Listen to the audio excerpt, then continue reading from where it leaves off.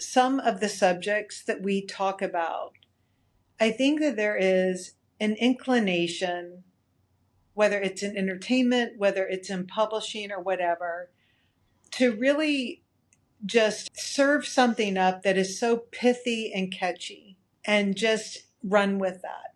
Y'all, we have a great episode for you today. Something fresh, something new. So Amy Smilovic is the founder and creative director of Tibi, a designer clothing brand for women. Amy launched this brand and company without any formal fashion training way back in 1997 and has grown Tibi to be the longest standing independently owned designer brand. If I could snap my fingers, which is physically impossible for me, I would be doing that right now. Amy is also the author of 2 books, Creative Pragmatist, a guide to style that she published herself, and Almost Reckless, this amazing book, which was published by Portfolio/Penguin earlier this year.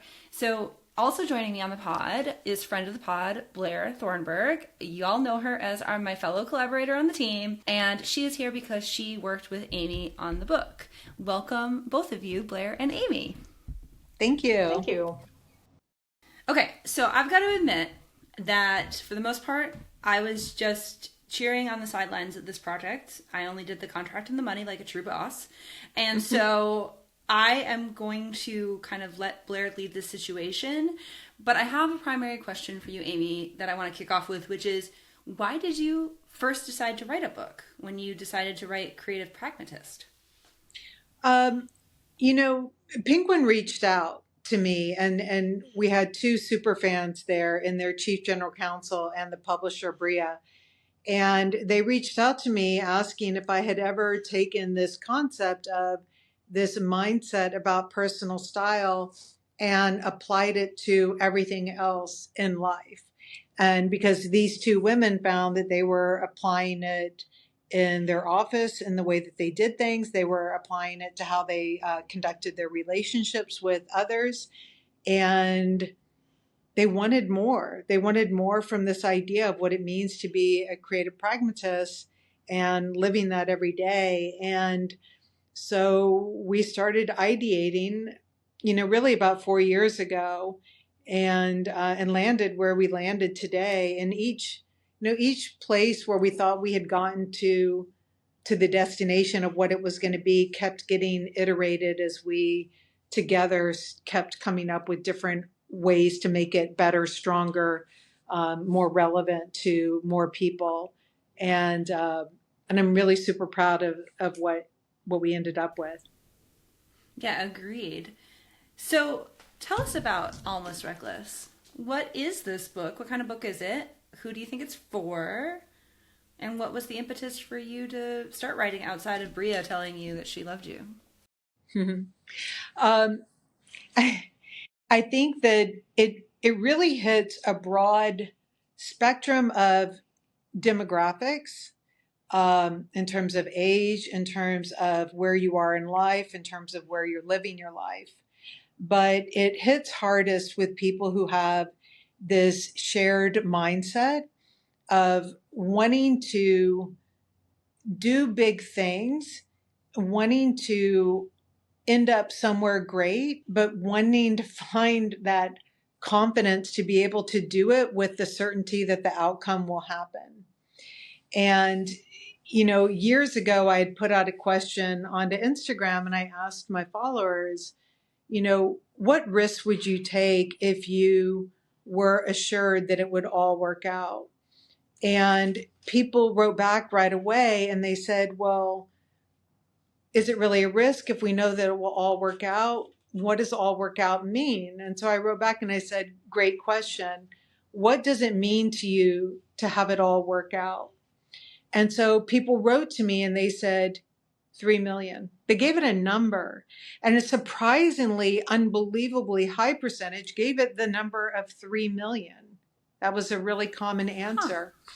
And I thought, first of all, currency is a hard thing to give. Like, it gets devalued very easily, right? And it gets devalued also in how much you use it up, right? Like 3 million to my neighbor who makes $1 billion is nothing. So it's a constantly changing target. And no one said, to have it all work out means that I will feel happy and I'll be content. And so when I put that up there and I said, really, truly, guys, doesn't to have it all work out mean to be happy? They wrote back and they were like, well, yes, but happiness means something different to everyone. And they're right, it does. Happiness means something different to everyone. And so to me, to have things all work out means to feel content. And I feel content when I have power over my own life, when I have control. And control means that, when I'm faced with problems, that they are mine to solve. When I have wins, that they are mine to celebrate. Same with my team. Our problems are our own, our wins to celebrate. I am content when I am around others who share a similar mindset, who really appreciate discourse, who are very hard workers, who are very open-minded. And I am content when I am doing things that I love. When everything I'm doing is something creatively that I believe in. When I believe in it, I can defend it. I can make it better. I can be very open-minded about receiving feedback on it because I'm very in the flow. So agency, shared mindset, and being able to be my creative best, those three things make me content. And so once you put that into focus, what risks are you willing to take to make sure that you live a content life? That is much easier to start to work towards than 3 million. What is No one ever, like, how are you feeling today? 3 million. It's not a thing, right? Like, it's not a thing. So, really, I wanted people to really focus in on what it is that they're working towards, what has to be in place in order to achieve that, and then how do you get there? And that's what the book does. It really helps you build that framework, and you are really doing it in a way that you realize when contentment, and only you can define what contentment means, it means that all your measurements for what is successful or not have to come from you. They're not going to come from an industry. They're not going to come from your parents. They're not going to come from your society's expectations. They've got to come from you. And when you start to be your own driver, when you start to be able to be your own measure of success, then you realize that the steps that you are taking to get there, to anyone else, they really just might seem almost reckless. But when you know better, when you know that it will all work out because you've got that much control over the situation, it's very empowering to do very big things. But again, it's big defined by you. Because to be honest, the big things that we do in my industry, they'll be like 70 million, like chump change. Like if I value my worth based on the different people that I would circulate at around a cocktail party at like the CFDA, I would go up and down. I'd go stand by a young designer and feel like I'm the biggest shit in the world, and I could go stand by the head of the row and maybe just want to like go hide under a couch. Like, you are at the whims of so many other people's opinions if you do not have your this goal in mind for yourself. You're ricocheting all over. Multiply that now, compound it with not even a cocktail room, but just the feedback that you'll get on Instagram.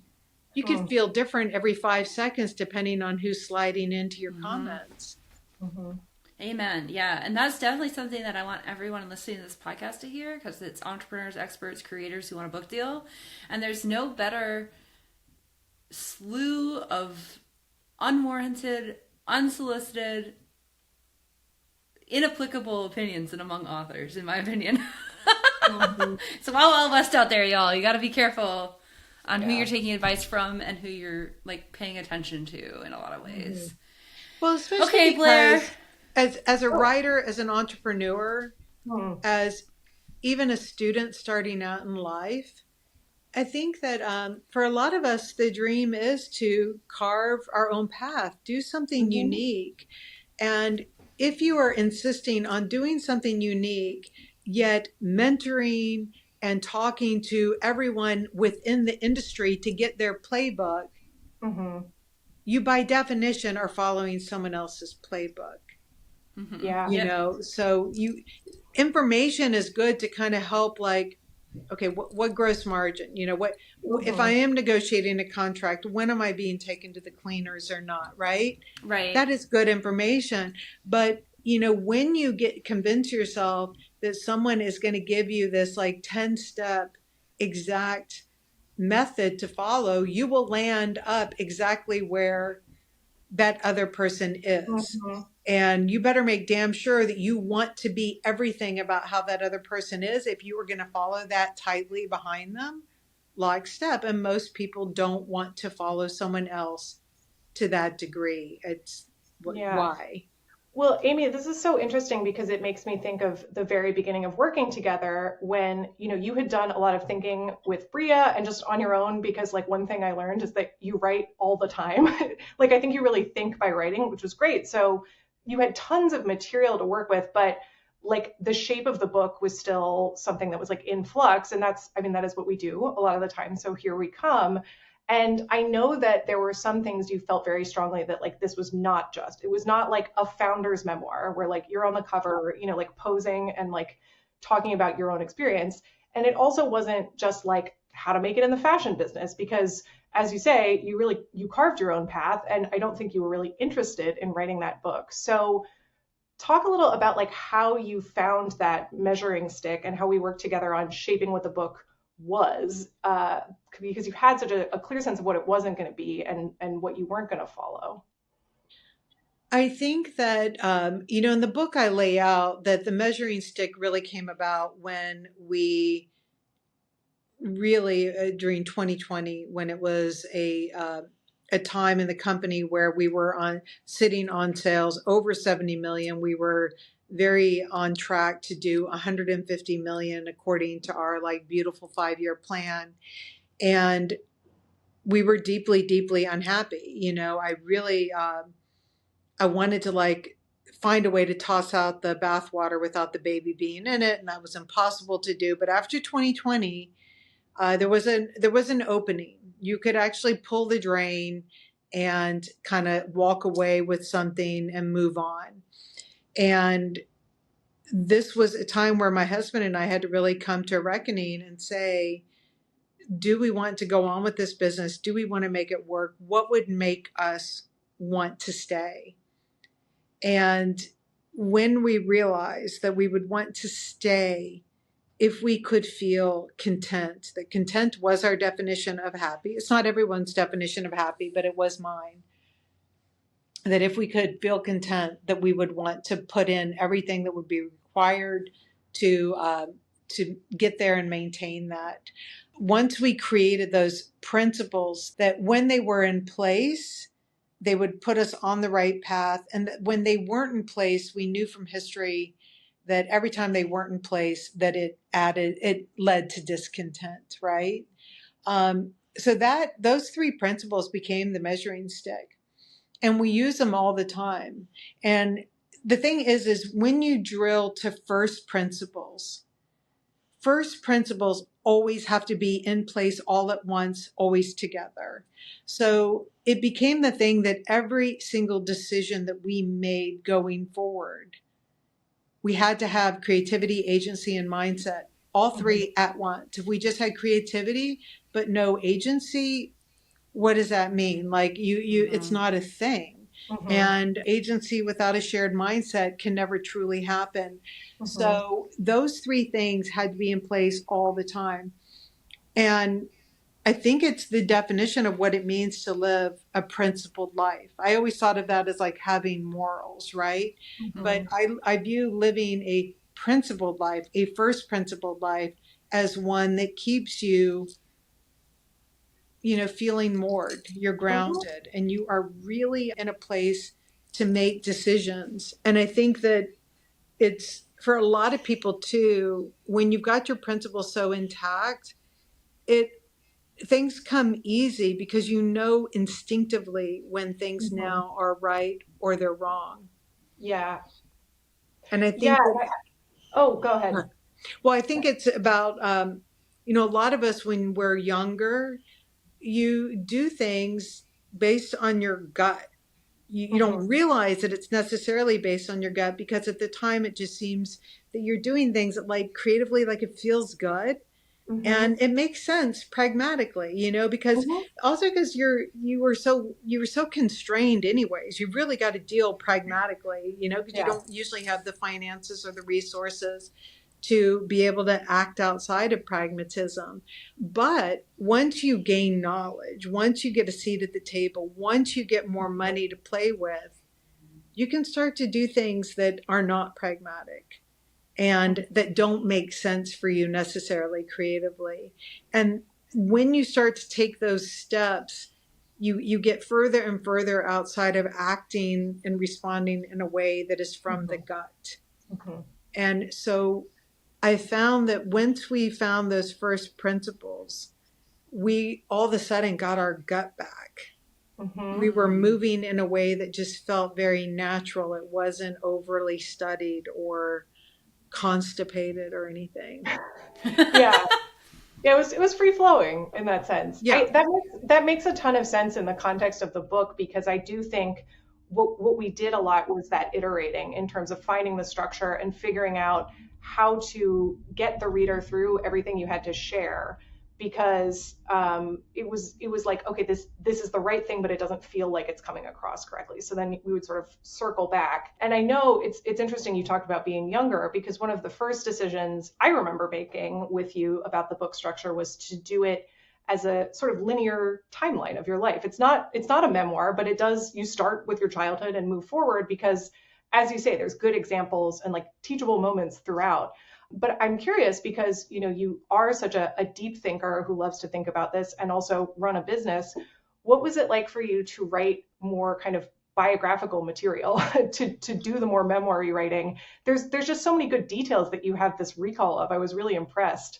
So I'm curious what that experience was like from the writing perspective. It made me wonder why I didn't journal more growing up, first of all, because I was I loved this notion that, that all along in life, you're collecting these moments, what we refer to Mm-hmm. as like these dots that like a Yep. Seurat painting, when you're up close to these dots, you can't make heads or tails of anything that you're looking at.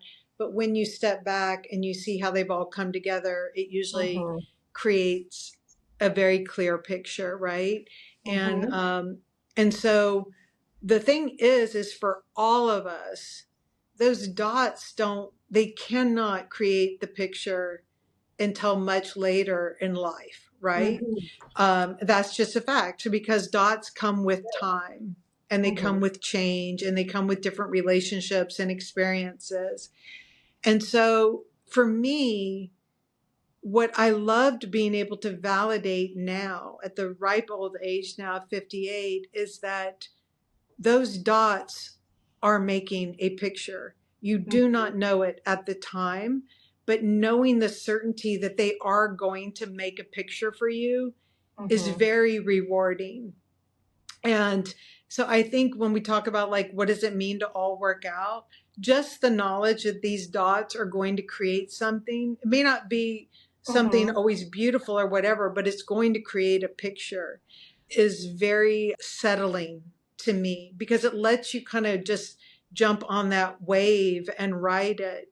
Mm-hmm. But one of the things that's been a very important piece for people who've read the book Mm-hmm. is to realize that if they are not present in their life at all times, they will not be collecting their dots. And Mm-hmm. so if you are taking the waitressing job, the babysitting job, if you're doing these things in life so begrudgingly that you have just put an iPhone in your hand and you're just going to scroll through these moments while, until you have to go bring the food out to someone's table, until you have to actually bag the grocery. If you refuse to be present, you will not collect your dots. Mm-hmm. And, in each one, going back with you, Blair, and going through the newspaper route, the waitressing jobs, the bagging the groceries, I realized how I was building this resume where I was learning how to interact with people. I was learning how people deal with a bad situation, how they handle when things are late or when they're early. And you were building a resume, whether you knew it or not. And those are all things that I have used equally, if not more, in my life than anything that I learned in a business class in school. Yeah, I completely agree. And I think like the word that comes to mind is like you have this raconteur or raconteuse kind of tendency to tell these stories that prove out your point. And so I'm actually curious because I don't really remember what order this happened in. I'm thinking of all like the dots. I'm thinking of like the characters specifically. Like I will never forget the woman with the Barney purple suit, or like Benny and Ivan at the factory, or all Yeah. these people that you bring up throughout your, building the business. But did the concept of bringing dots together as gathering your life story come as you were doing that writing, or did you have that going in and it sort of was amplified as you actually put together the story? No, it came about as I was writing. And I think that one thing that I thought I was good at, but I've definitely been told that I'm good at, is coming up with like the very apt analogy that captures a moment visually for people. And, growing up around art and Surratt, it's always just so, I just thought that was the perfect analogy to use for how things come together. But you got to get a lot of dots before you get your Surratt painting. It's true. Yeah. And I think to your point about like, yeah, not just staring at your phone, you have to observe a little bit. It's a very novelist, I think, tendency on your part. Yeah. But you do also, I mean, like we said, this is not just a memoir and it's not just a business book. It's sort of the prescriptive memoir. So, which I personally hate and don't believe exists. Yeah. And I wanted to talk about this because I think it's interesting because when I got into this book, because again, I was relatively hands-off during the editorial process because Blair is a great collaborator, so I don't need to be micromanaging, which I'm sure you understand as a leader as well, right? When people do good work, you just kind of like back off and be like, I'm here if you need me, see ya. Yeah. But like, that's kind of how it was. And so when I got into it, I was like, oh shit, did we work on a prescriptive memoir? And then I was like, wait, we kind of did, but it worked. And the reason it worked is because a lot of people that come to me without as big of an audience or as much experience as you, Amy, think that they can just share their story and that somehow that will magically then transcend like to-dos and tasks and like personal growth and the work that happens in transformation. And so that people can magically learn from you and lead from example, which I think people can get takeaways, but like it's very hard to do that. Yeah. And so your book uses your personal narrative, like Blair has been saying, as the narrative arc, right? Like this is how we work the way through the book. But there are actually sections of how-tos, and I've got them dog-eared because I wanted to go back to them and do them. So I'll show them visually here. So like for those of you watching on YouTube, and for those of you listening, it's just a grayed out boxed text that clearly visually separates the narrative from sort of the how-tos. So there's still like, exercises and how-tos for the readers. So it's not just like, do what Amy did and you'll be successful. Right? So like, how did you and Blair, and both of you, all of you can answer this question of like, how did you shape that, or where did those like to-dos come from? Well, I do remember, Amy, that when we had talked about the need to have that section broken out, your first crack at it was like, I'm going to just call it do this. And I thought, perfect. Like, yeah, why like gussy it up? And I just thought that sort of directness was so perfect. But yeah, I think in my memory, a lot of it came from your creating those really good metaphors and anecdotes to start. But we did work through kind of getting them to a point where it felt doable. Right? Like if that makes sense, like something concrete that was really removed from your specifics and that anyone could try. Yeah. And because I think, because I personally, there's a lot of times that like I want to read a memoir of someone who I'm learning something historical, and maybe there's a takeaway like, wow, that person we were just talking earlier about Maggie Thatcher and Steve Jobs, people who you're Mhm. just, you have like a key takeaway, but there's no like step by step by step, right? There's no like real, I'm going to put this into action learning on this. And I think what I love being able to learn and put things into action. I really do. And I know that the people who I engage with love that as well.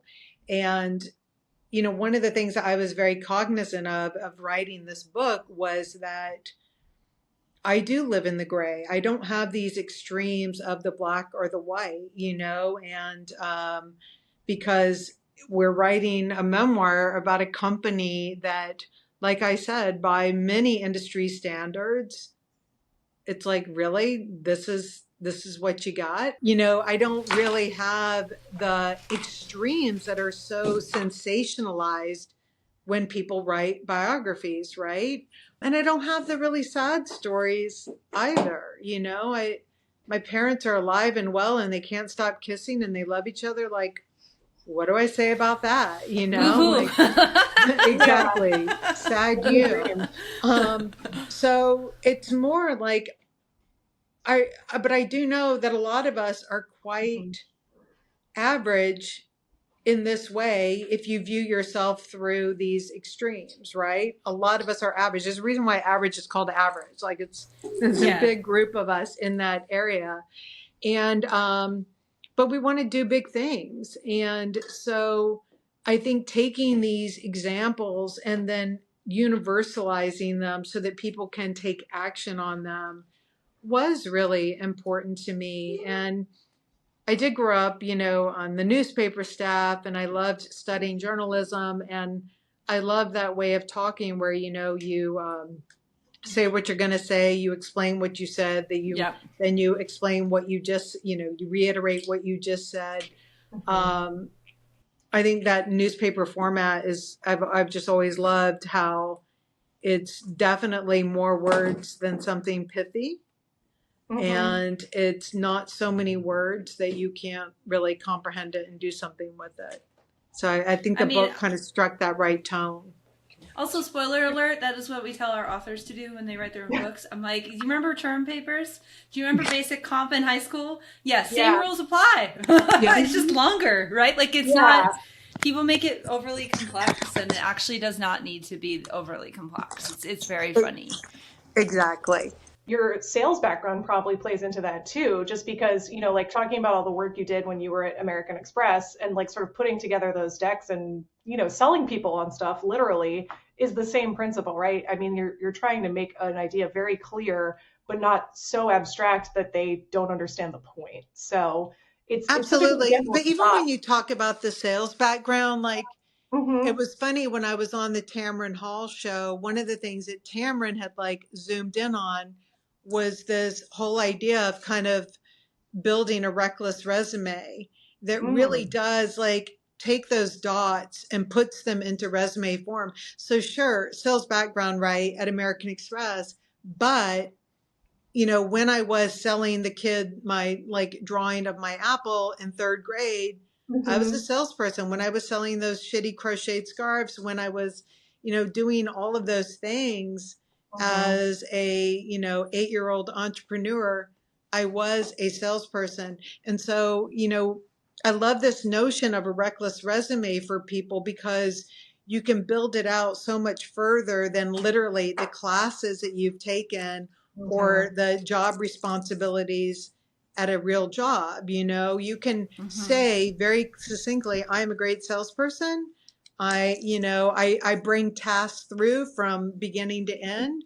And then you've got good examples of it, but they just don't live in those traditional corridors that people normally expect to see on a resume. I want to try and think of a way for people to build these reckless resumes. No, I completely echo that. And we've done content on that of like, ironically, you are not the first of our clients to work at American Express. Nor are you one of our clients that work at Ogilvy either, which is like unshocking, right? Like it's very funny to see like, And y'all are, the other client I'm referencing is in her 30s, the other one's in her 50s. And so it's just very funny to think about that in terms of those weird through lines. But I always say, like, of course I was good at sales. I grew up as the daughter of an insurance salesman who used to take us on calls. And then on top of that, I was a cocktail waitress. And that was my most favorite job. And it was my most fun job. And it taught me the most about managing people, right? And their emotions, because in that situation, you're dealing with people who either want to avoid their emotions or are really in their feelings. Well, it's like, it's like for all the unbelievable strengths of Tracy, my head of design, her core strength, though, is the whole time she was at Parsons, she was putting herself through school by being a waitress at this place called the Coffee Shop in Union Square. And the coffee shop, like, that place was just like banging all the time. Mm-hmm. You can talk about Tracy and her amazing creativity skills, but everyone in the office knows that where Tracy is just so invaluable is she is the ultimate multitasker. She has got so many things in the air and she is just working them and prioritizing and doing a phenomenal job at that. That skill set was fully acquired at the coffee shop. It was not acquired at Parsons. It was not acquired in her high schooling.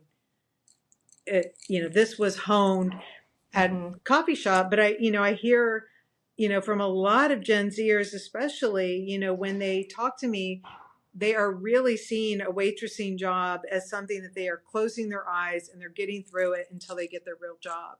And they're not collecting their dots. I know a lot of millennials that operated that way too when we were younger. I mean, I'm in my mid 40s and like now I'm starting to see my Surratt painting of being like, oh yeah, I studied speech. No wonder Instagram reels are easy for me. Duh, I learned speech. Exactly. Like, hello. And so, so it's just one of those things that's really interesting. I would encourage all the listeners to think about their dots and like how I think a lot of times we get focused, especially us high achieving women, get focused on the next and the next and the next, and we forget to think about what we're doing now and what's going right. Yeah. Well, and it makes moving me the goalpost, right? Yeah, about your wish that you had kept a journal, and I think that's such a similar impulse. It's like, it would be nice to really like see where I am in this moment and like collect that in a journal or just mentally even. But it's hard to do. And I've never kept a journal as a writer. It's like, it's hard, but I imagine it would make that writing process easier. I am a journaler and I throw out my journals. Oh. I only keep, because I realized they were like, in my 30s, I realized they were just pain because I'd only write when I was unhappy. So like, why am I keeping this around? And then I would just keep a couple that were like, oh, this is emblematic of this time in my life. I'm going to keep this. So there's only like that's 5 interesting. Cool. Otherwise, they get recycled. Yeah. Amy, I wanted to talk a little bit too about our revision process because we did something that I have rarely done actually as a collaborator and writer, but you had asked about, and I said, let's go for it, which is we worked in person together for a day. It was like a kind of a marathon day. We really just like went through the book chapter by chapter. I think we had like some sort of sticky note serial killer board. It was intense, but I thought it was really cool. I'm curious, like, what that was like for you, sort of going in. You had drafted the complete manuscript, and then we kind of, dissected it and came out with a plan. But how did it feel doing that sort of live for 10 hours or whatever it was? Well, first of all, I thought it felt great because I was very comfortable with it because that's how I would approach anything in our business as well. But I also thought it was great because when I approach it in my business, I'm usually doing it with people who have a much more organizational mindset than I do. And so I find it to be a very necessary step to happen in order for me to stay on track. So knowing that I was working with someone who had that skill set to augment mine was very relieving for me. And so, I've always been a person who sometimes what I say can just be all over the place. And I see things in my head when I'm talking, but that's why I tend to not look at people sometimes when I'm talking because I'm like mapping it out. But it's hard for me to like get that out of my mouth and get it organized. Yeah. So I think Hmm. working with you and taking that and then bucketing it out was so Hmm. helpful to see like how one was leading into the next and leading into the next. I mean, I remember once we got that outline really done and gotten Hmm. the chunks of meat into each one of those Hmm. buckets, we were like off and running. Yeah, Mhm. it took Yeah. shape after that. And I Yeah, think that that's what was so cool for me is that it really did almost sort of feel like a black box. Like I know we yeah, worked hard and we talked about a lot of things, but it really was like beginning was this sort of shaggy draft and the ending was, things to be revised and stuff, but it had like a shape. yeah, So it was very cool. And I appreciated, usually we work, maybe an hour or so on Zoom once a week, but to have that like continuity of discussion over a full day was really cool. And I think probably got a couple weeks worth of work done essentially by jamming it together. totally. So speaking of process, because you had been working on and writing The Creative Pragmatist at around the same time when we were working on Almost Reckless, and they're very different books. Like Yeah. they have the same, I think, core idea. They both sort of have these like almost contrasty titles, right? Like Almost Reckless, Creative Pragmatist. It's Hmm. very Amy. But I'm curious from the book perspective, what it was like for you as an author to work on both and how they were different because creative pragmatist is it's much more visual and it's Hmm. the writing is just different by nature because it's I would say a little more instructive. But Hmm. you tell me. Um, I mean, that was definitely challenging for me because I had to really try and bifurcate my time, not in Mm, terms of because the written part to me was easy and contiguous. Where almost where creative pragmatism addresses understanding who you are and how to bring those visuals together. mhm, Almost reckless is like the last third. It's really like getting in that mindset to mhm, understand who you are, live it every day, mhm, and do big things with it. And so the written part was easy for me. What messed with my head a lot was I very much saw, and I had not recognized it till the situation occurred. But if I had a day where I started out doing all my illustrations, which I was doing for the mhm. creative pragmatist, my brain could not switch into writing. It Interesting. was, Hmm. I was using one part of my brain and that Mhm. part then would dominate the day. And so it was, it was like if I started out just drawing all day, I would almost be speaking as if I'd had a stroke. Like I couldn't get Yeah. words out. Like Yeah. you would actually maybe want to call a doctor if you were talking to me because you're like, Amy, it's a cup. The word is cup that's in your hand. So I had a really hard time Mhm. speaking by the end of the day if I had spent the whole day drawing. So I had to Mhm. really make sure that if I was going to spend the day drawing, I was going to let it be there. If I was going to be writing, I was going to let it be there. But I had a hard time going from one to the other. That's That makes a really lot of interesting. sense. Yeah. I don't know that we've ever had an author who also was illustrating another book at the same time. Yeah, So never. yeah, It does distinctly a remind distinctly me, I different don't know if this situation. happens to you, Blair, but I call it like final written exam mode, where if I've been Mm, writing heads down for a long time, I feel like I just did a written exam in college, mhm. where you're just like Yeah. so focused and like you're like, I gotta get it right, I have one shot. And Yep. that's not Yep. true professionally, right? But like, Right. I walk away in this like fugue state, and it takes me like a A good little 10 minutes, bit. usually of being outside, to like come back. Hmm. Yeah. Well, my sister's a clinical psychologist, and when I told her about this, she was saying that it in psychology it's absolutely a true thing. And she said so Mhm. like what she would do with even with their school where she was a psychologist, that even doing things like this was crazy. So I Googled it to make sure she wasn't lying to me and just making a joke.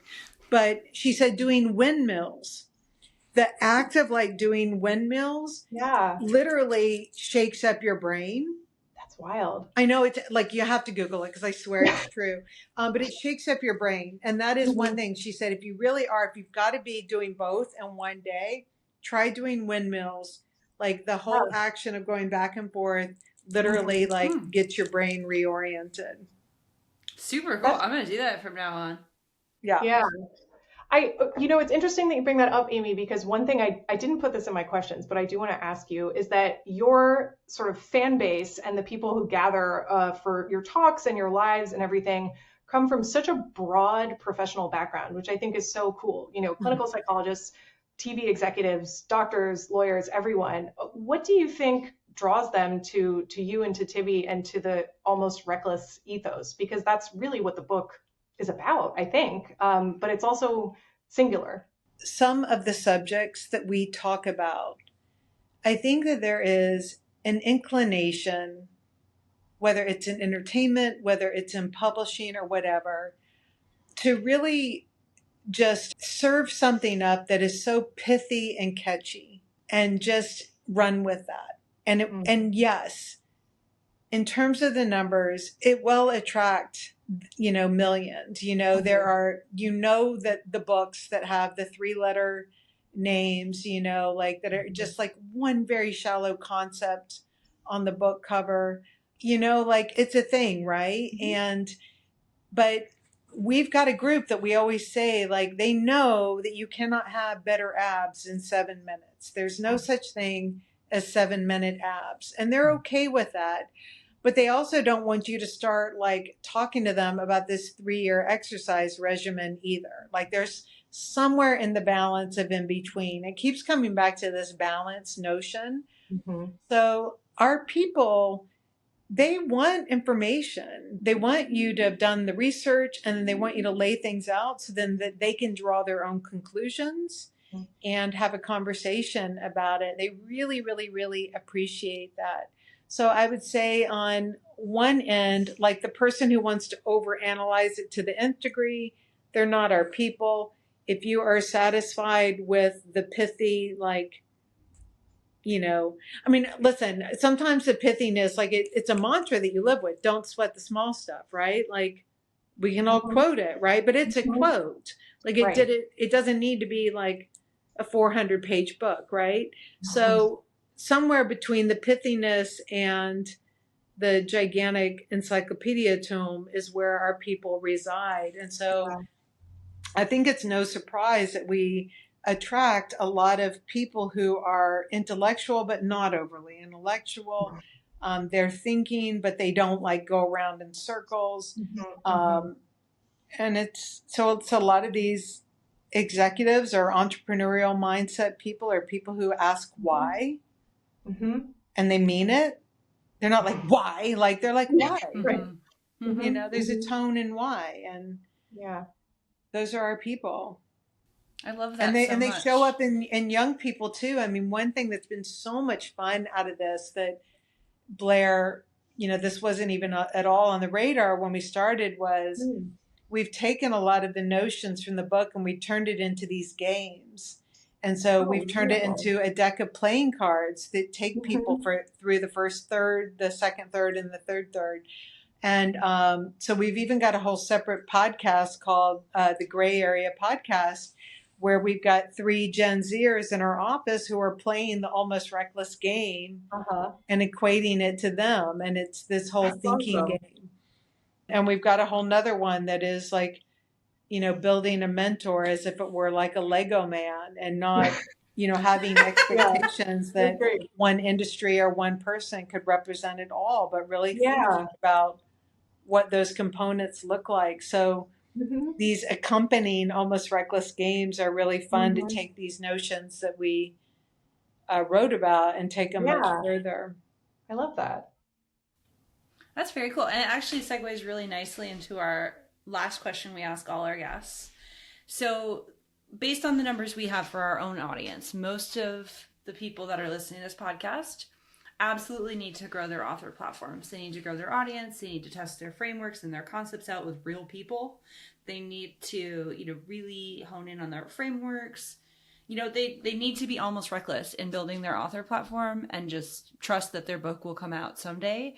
So given all of that, given that context, what would be your advice to those people based on your own journey? I think that the best advice that I could give anyone right now, today, is you are your own algorithm. You are your own AI. And the minute that you give that off to someone else, the minute you take it in from someone else, you are altering your DNA. And that is all you have. When we're in a place of, with all the AI threats that we have, with the overwhelming amount of information coming at us, that is, maybe some of it can be used for good. It's often used to make you feel destabilized. When you realize you are your own algorithm, you are your own AI, you will do things that are going to be different. You're going to be on a different path than others. And in a world of sameness, that is as good as it gets. And that's a great thing. It is good. It's a good place. Yeah. I love that so much. I just love that because I do think there is like other things going on that maybe in 5 years, 10 years, 20 years, we'll look back on this time in America, spring 2026, when we're recording this, like, and think, oh shit, that was what was happening for real. Like I do, not to be a conspiracy theorist, but I'm kind of being a conspiracy theorist. but I think that for an entrepreneur, as a business person, when everyone's looking one way, you look the other. Mm-hmm, yep. And everyone is on algorithm. Everyone is a combination of AI output right now. Not everyone, but a lot. Look the other way. It is where you will find your differentiation. It's where you'll find your individuality, which is great as a business and it's great as a human. Agreed. Amy, thank you so much for joining the podcast. So we're going to include a link to that podcast you mentioned because I would love to share that with our audience. I think it'd be really helpful. I'm going to listen to it. And then, of course, a link to buy Almost Reckless, her new book, as well as her first book, Creative Pragmatist, if you're looking for some fashion and style inspo. It's a great book to have. So thank you. That's great. Thank you. Yeah. So the Gray Area podcast and the Almost Reckless podcast can be found on Spotify and on our own site as well. All the different ways and places, all the spaces and places, as I like to say. Well, thank you all for this great interview. Thank you, Blair. Thank you, Amy. And to all of you listening, cheers to your success. We'll see you next week. Thanks for tuning in to the Kind of a Big Book Deal podcast. If you enjoyed this episode, I would love it if you subscribe and also leave a review. Not only is this good for my ego and annoying for my enemies, but it also helps more entrepreneurs like ourselves find this podcast. Also, I'm pretty sure it's good karma. See you next time.